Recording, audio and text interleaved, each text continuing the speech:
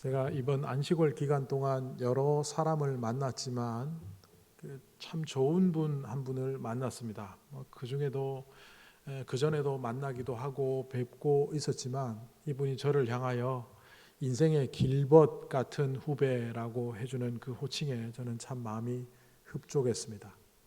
근데 그거보다 더 흡족한 것은 그 선배 목사님은 소위 이른바 재벌들이 영적 스승이 필요해서 불러서 이야기를 들을 때 그때 재벌들과 만나는 그 목사님입니다.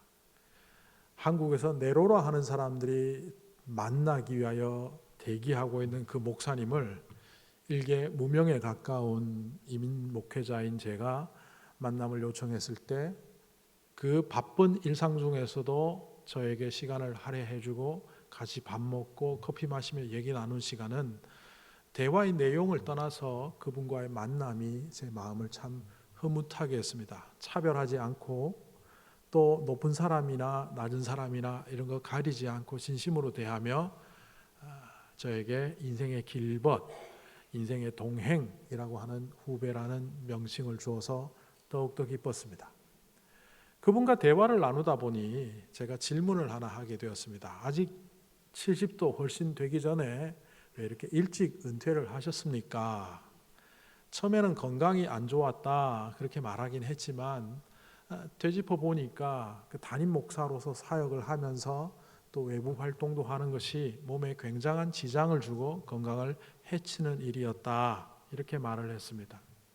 그리고 이렇게 이어갔습니다. 담임 목사라는 타이틀을 갖고 있으면 아무 일을 안 해도 50%의 에너지는 빠져나가는 것 같다. 그리고 남은 50%로 사람들을 만나고 일을 하는데 95%의 사람들은 괜찮은데 그중에 한 5%의 사람들은 내 에너지의 90% 이상을 가져간다. 그래서 남은 10% 갖고 나머지 95%를 상대하고 하는 것이 참 몸을 지치게 하고 마음을 지치게 하더라. 이런 이야기를 나누었습니다. 다른 사람을 차별하지 않고 재벌들을 만날 때나 일개 무명의 목사인 저를 만날 때나 똑같이 대하던 그 목사님에게도 삶의 에너지를 앗아가는 사람들이 주변에 있다는 것을 듣고는 잠시 생각을 했습니다. 과거에 제가 읽었던 책 중에 이런 내용이 있었습니다. Unsafety People, Safety People. 이 책 내용을 간단히 요약하면 이런 말입니다. 사람들은 대부분 자신은 unsafety 하면서 늘 세이프티한 사람을 찾아다닌다는 거죠. 자기의 배우자도 교회에 가서 만나는 사람들도 비즈니스 관계로 만나는 사람들도 좋은 사람을 만나기를 그렇게 찾아 헤매면서도 실제로 자기는 좋지 않은 사람들로 살아가다 보니 그 주변에는 늘 unsafety people만 넘쳐난다. 이런 내용이었습니다. 그 목사님과 대화 중에 이런 말이 있었습니다. 어떤 사람은 사람을 만나면 에너지를 뺏어가는 사람이 있고 불편하게 하고 에너지를 소진하게 하는 사람이 있는가 하면 어떤 사람은 만나면 충전시키듯이 에너지를 주는 사람이 있다. 그래서 그 사람과 대화하면 내가 채워지고 그 충전이 되는 듯한 그런 편안함을 누린다. 나는 과연 어떤 사람일까? 저를 되짚어 보았습니다. 우리 가족들에게 또 우리 성도들에게 제 친구들에게 내가 만나는 사람들에게 나는 에너지를 고갈시키는 사람인가? 아니면 에너지를 주는 사람인가? 우리는 늘 주변에 있는 사람들과 좋은 관계를 누리며 좋은 사람으로 살아가기를 원하지만 실제로 우리가 갖고 있는 부족함들 때문에 관계도 파탄내고 오히려 다른 사람을 고갈시키며 살아가고 있다는 것을 우리는 늘 염두에 두어야 합니다. 주님께서는 우리가 주님을 닮아서 예수 그리스도처럼 이 세상에 사랑을 공급하고 평화를 공급하고 정의를 공급하기를 원하시는데도 불구하고 우리는 그것보다는 나를 만족시킬 것, 나에게 채워줄 것, 누군가 나를 위하여 희생할 것을 찾다 보니 어느새 이기적이고 탐욕적이고 자기중심적인 사람이 되어 나도 타인도 파괴하며 살아가고 있다는 겁니다. 오늘 말씀은 바로 이런 사람들에게 경종을 울리는 말씀이다, 이렇게 보여집니다. 오늘 말씀의 시작은 성전을 칭찬하는 말로부터 시작됩니다. 몇몇 사람들이 성전을 가리켜서 아름다운 돌과 봉헌물로 꾸며 놓았다고 말을 예수님께 하였다. 여기 몇몇 사람들은 마태복음과 마가복음에 나오는 병행 본문을 찾아보면 제자들임을 확인할 수 있습니다. 예수님과 성전을 빠져나오던 제자들 중에 일부 몇 명이 예루살렘 성전을 보면서 이렇게 말한 겁니다. 예수님 보십시오. 저 빛나는 대리석을, 저 아름다운 조각들을 저렇게 비싼 돈 들여 수많은 사람들의 헌금을 통하여 건축된 저 예루살렘 성전 너무너무 좋지 않습니까? 그때 예수님의 대답은 전혀 다른 살벌한 말씀입니다. 저 성전이 돌 위에 돌 하나도 안 남을 만큼 파괴될 날이 올 것이다. 이 말은 풀어보면 이런 겁니다. 사람들의 헌금을 모아서 만들었다고 하는 저 성전이지만 아름다운 예술 작품처럼 비싼 대리석을 갖고 수입해서 만든 성전이라고 말하지만 저 성전은 하나님이 안 받으시고 저 성전은 기뻐하지 않으신다. 왜냐하면 저 성전을 세운 사람들이 틀려 먹었기 때문이다. 이런 이야기를 하신 겁니다. 그럼에도 불구하고 제자들은 예수님의 본질보다는 다른 이야기를 말하기 시작합니다. BC 586년 느부갓네살 왕이 쳐들어왔습니다. 유대 땅에 예루살렘을 포위하고 오랫동안 전쟁을 벌이다 결국 예루살렘 도성을 장악했고, 그 이후 예루살렘 도성 가운데 있는 성전이 파괴되었습니다. 이른바 솔로몬 성전이라고 하는 그 성전이 느부갓네살 바벨론 황제를 통하여 파괴되었습니다. 그때 나라가 무너졌고 거기에 요직에 있던 대부분의 사람들은 바벨론으로 포로로 잡혀갔고, 결국 사람들은 포로로 잡혀갔고 그 땅에 있는 남은 자들은 거지처럼 살았으며 도시도 국가도 왕도 조직도 사라진 그 나라는 멸망지화였습니다. 그러니까 성전의 파괴는 이 멸망지화를 뜻하는 단어이기 때문에 이 제자들은 예수님께 반문합니다. 성전이 파괴된다고요? 그렇다면 이 세상의 멸망이 언제 그 시기가 오는 겁니까? 또 온다면 그때 징조와 징후는 어떻게 되는 겁니까? 예수님은 이 시기에 대하여 정확히 말씀하시지 않습니다. 뿐만 아니라 그 시기에 대하여 알려고 하지 말라는 투로 말씀하시며, 이 사건은 결국 1세기 신약교회 성도들이 앞으로 로마 제국 아래에서 주님의 말씀대로 살아가고자 할 때 핍박과 공격이 올 거라는 것을 예고하시며, 이 예루살렘 성전이 무너지는 역사적 사건 이후 AD 70년 이후 이 도성의 사람들은 다 흩어질 뿐만 아니라 결국에 가서는 각 지역으로 흩어진 사람들에게 고난과 핍박이 있을 것이라는 것을 오늘 말씀을 통하여 계속 말씀하고 계십니다.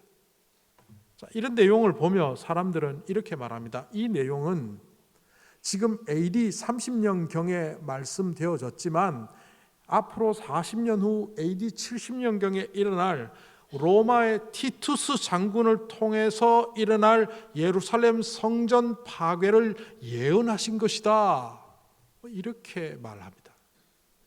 성경에서 말하는 예언은 보통 일반적으로 볼 때 미래에 일어날 이야기나 사건을 일어나기 전에 미리 알려주거나 말하는 것을 예언이라고 합니다. AD 70년경 후 70년 무렵에 티투스 장군을 통해서 예루살렘 성전이 파괴된 것을 보면 예수님이 AD 30년 무렵에 하신 이 이야기는 예언처럼 들리기도 합니다. 그러나 저는 단언코 이것은 예언이 아니라 경고라 말씀드리게 됩니다. 조금 다르게 말하면 이것은 자신의 상황을 모른 채 살아가고 있는 제자 공동체를 향하여 핍박과 어려움이 몰려올 때 그 핍박과 어려움에 함몰되지 않도록 자신을 지키기 위하여 주님께서 미리 울리는 경종이다, 이렇게 볼 수 있습니다. 구약 성경에 나오는 수많은 예언자들을 우리는 보통 미리 예자, 말씀 언자 해서 말씀을 미리 전하는 자, 프로피스트, 말 그대로 예언자라고 생각하지만 히브리어로 보면 그들은 느비임입니다. 단수로 말하면 나비. 이 선지자라고 번역되는, 예언자라고 번역되는 나비는 한자로 구태여 바꾸면 맡을 예자, 말씀 언자, 말씀을 맡은 자로서의 예언자입니다. 요나라는 선지자가 있었죠. 이 요나라는 선지자는 선지자, 예언자로서의 자기 정체성이 모호한 사람이었습니다. 하나님이 적국의 수도 니느웨를 향하여 가서 하나님의 말씀을 전하라고 하니까 자기 신미에 맞지 않다고, 자기 생각에 맞지 않다고 안 갑니다. 그러나 어째해서 결국 가게 되었죠. 그가 전한 말씀은 이겁니다. 니느웨 백성들이여, 너희들은 곧 멸망지화를 겪을 것이다. 그런데 이 사람들이 전부 돌이킵니다. 우리식으로 말하면 회개를 했다는 겁니다. 어린 아이로부터 왕에게 이르기까지 전부 회개하고 돌아오니 하나님께서 멸망을 거두어 드립니다. 이것을 제대로 알지 못했던 요나는 거기서 분노합니다. 하나님, 왜 저들을 멸망시키지 않습니까? 하나님께서 말씀하시는 예언은, 구약 성경에 나타난 그 전반적인 예언의 말씀은 앞으로 10년 후, 20년 후, 30년 후 요 사건이 일어날 거야 라고 예언하신 것이 아니라, 너희들이 이 상태로 살아가면 결국 거짓 꼴을 못 면해, 네가 이 상태로 살아가면 멸망의 꼴을 못 면해, 네가 이 상태로 살아가면 지옥에 갈 수밖에 없어, 경고하는 메시지입니다. 다르게 말하면 돌이켜라라는 말입니다. 구약 성경에 보면 예언의 말씀과 항상 같이 등장하는 단어가 있는데 그게 바로 돌아오라, 돌이키라는 말입니다. 구약 성경에는 회개하다라는 말이 없습니다. 그 돌아오라는 말을 우리말로 회개하다라고 번역하기도 하지만 정확한 뜻은 돌아오라, 돌이켜라입니다. 하나님의 말씀의 진의가 무엇인지 깨달았던 사람들은 전부 돌이켰습니다. 자기 생각대로 자기 길을 가다가도 돌아옵니다. 예수님의 말씀에 배반하며 떠났던 제자들도 돌이키는 순간 돌아오게 되어 있습니다. 그런데 자기 고집대로, 여전히 자기 생각대로, 세상의 가치대로 살아가는 사람은 돌아오지 않고 가던 길 쭉 계속 가버리죠. 오늘 예수님께서 외양에 취해 예루살렘 성전이 아름답다라고 말하는 제자들에게 겉모양에 현혹되지 말고 그 안에 있는 것을 돌아보라고 말씀하십니다. 그들이 과부의 재산까지 탐닉하면서 갈취하면서 만들어 놓은 저 성전은 하나님의 성전이 아니라 강도의 소굴이라는 것을 겉모양이 아닌 그 속 내용으로 말씀하시는 겁니다. 이렇게 두고 보면 2000년 전의 말씀인 오늘의 말씀도, 3000년 전의 말씀인 구약의 말씀도 결국은 그 시대를 향한 예언이라기보다는 바로 우리를 향한 경종을 울리는 경고의 하나님의 메시지라는 사실을 우리는 발견하게 됩니다. 그렇다면 우리의 종말은 어떻게 찾아올까요? 오늘 성경에 나타나는 1세기 신약교회 성도들에게 하신 주님의 음성은 처처에서 전쟁이 일어나고 핍박이 일어나고 어려움이 일어나고 심지어는 가족들과 친구들과 형제들조차 우리를 모른다 하며 위기에 내버려 두는 사건들이 일어난다는 겁니다. 이건 다르게 말하면 세상 끝난 거죠. 오늘 우리가 살아가는 시대도 늘 세상 끝에 서 있는 것 같습니다. 지구의 종말 시계에 보면 이제 한 5분밖에 남지 않았다 이런 말을 하죠. 지구 온난화 현상. 며칠 전에 스페인에서 뭐 1년에 내릴 비가 하루에 내려갔고 무려 200명의 사람들이 저 외지고 저개발 국가가 아닌 유럽의 나라에서 무려 홍수로 200명이 죽었습니다. 그런 거 보면 환경오염이나 지구온난화 때문에 이 지구는 멸망할 것 같기도 합니다. 북한이 우크라이나 전쟁에 참여하고 러시아가 자꾸 서방이 개입하면 핵폭탄 터뜨린다 뭐 이런 위협하는 말을 하는 거 보면 핵전쟁의 위험도 여전히 있는 것 같습니다. 뿐만 아니라 우리가 몇 년 전에 겪었던 그 팬데믹, 그 세균 때문에 수많은 사람들이 죽고 지구가 올스톱되는 그 상황을 겪고 보면 중세 유럽의 패스트균으로 인해서 3분의 1이 죽었던 그 일이 오늘날에도 일어날 수 있다는 것을 우리는 생각하게 됩니다. 그러니까 핵전쟁의 위험, 지구온난화로 인한 환경오염, 그리고 팬데믹 등으로 우리는 언제 멸망할지도 모르는 세상 속에 살면서 동시에 우리의 세상은 영원히 끝날 것 같지 않은 영속하는 세상처럼 살아가고 있습니다. 그래서 어떤 사람들은 종말을 얘기하면 우리 시대에는 오지 않겠지. 예수님이 곧 오신다고 했는데 아직 2000년이나 안 오신 거 보면 3000년 후에나 오시겠지. 뭐 이렇게 생각하는 사람들도 교회 안에도 넘쳐나고 있습니다. 근데 인류 역사 속에 보면 종말은 순식간에 온다는 것을 한 사건을 통하여 우리는 볼 수 있습니다. 1592년 폼페이 그 지역에 수로를 만들다가 유적을 하나 발견하게 되는데 그 유적이 결국 폼페이 최후의 사건을 그대로 간직한 유적임을 알게 됩니다. 그래서 로마의 기록들을 뒤져보니 AD 79년 8월 24일 베수비오 화산이 폭발을 했고 그 폭발한 지 18시간 만에 당시에 가장 화려한 도시 중에 하나였던 폼페이는 2,000명의 사람들과 함께 화산재 속에 매몰되었습니다. 그러니까 그 가장 발달한 도시고 요즘식으로 얘기하면 최첨단 도시였던 폼페이가 단 18시간 만에 지구상에서 흔적도 없이 사라지는 사건이 있었는데 바로 이것을 보면 우리의 종말도 그렇게 언제 임할지 모른다는 것을 발견하게 됩니다. 그 당시에 인구가 18,000명에서 2만 명 되는 도시였는데 상당히 많은 사람들은 빠져나가는데 2,000명의 사람들은 빠져나가지도 못한 채 그냥 화산재에 고스란히 덮여버렸습니다.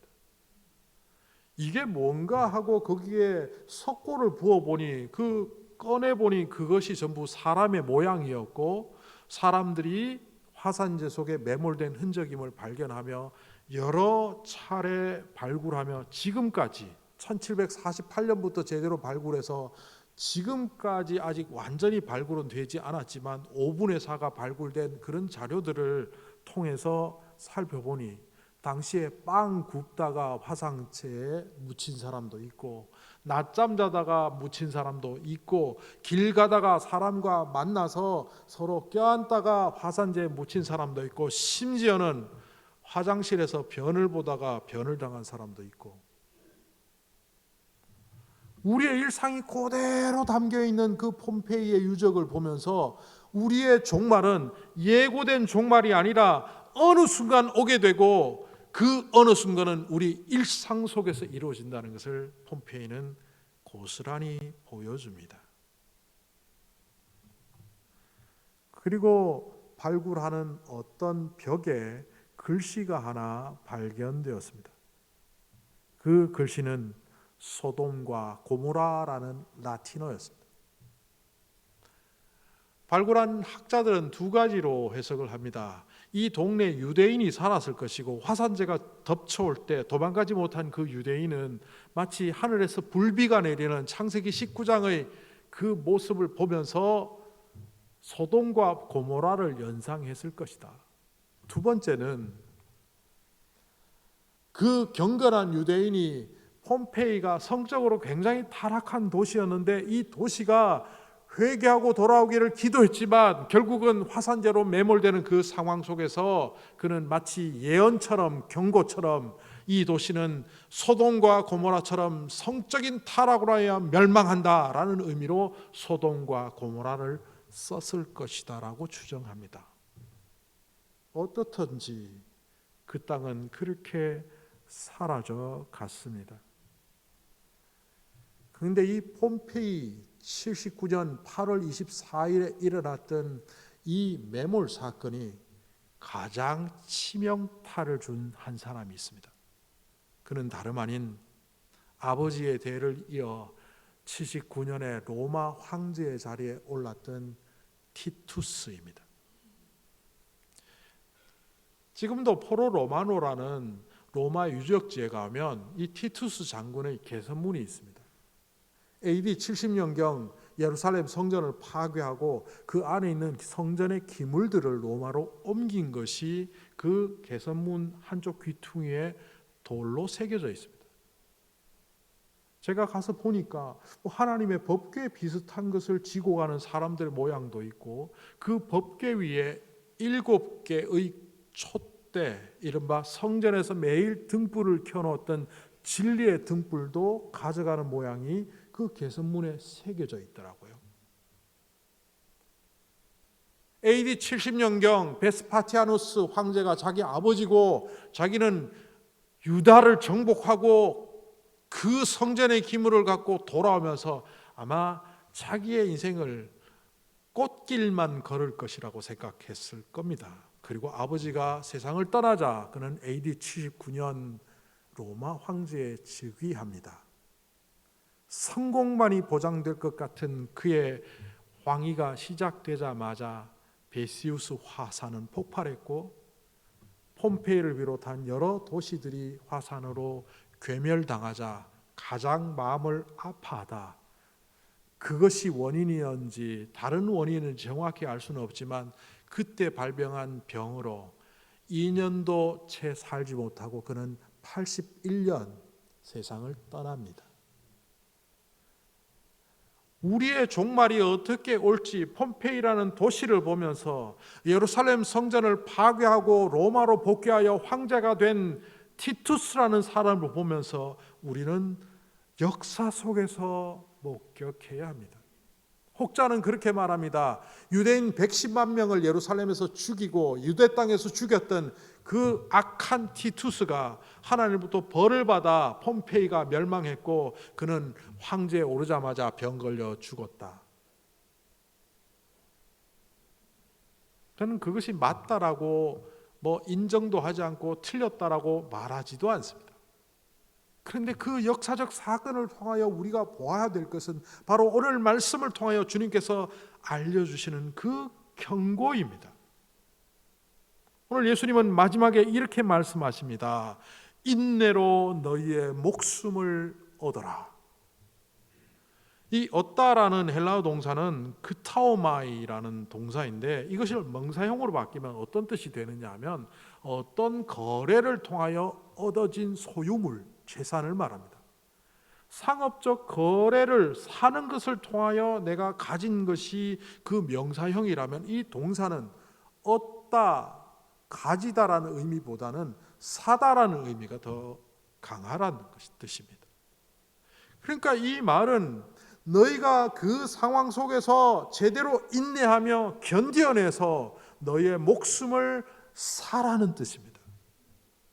우리의 목숨은 예수 그리스도께서 피값으로 사신 것이고 우리의 노력과 우리의 업적으로는 도저히 살 수 없는 것인데 도대체 예수님은 이 말씀을 왜 하신 걸까요?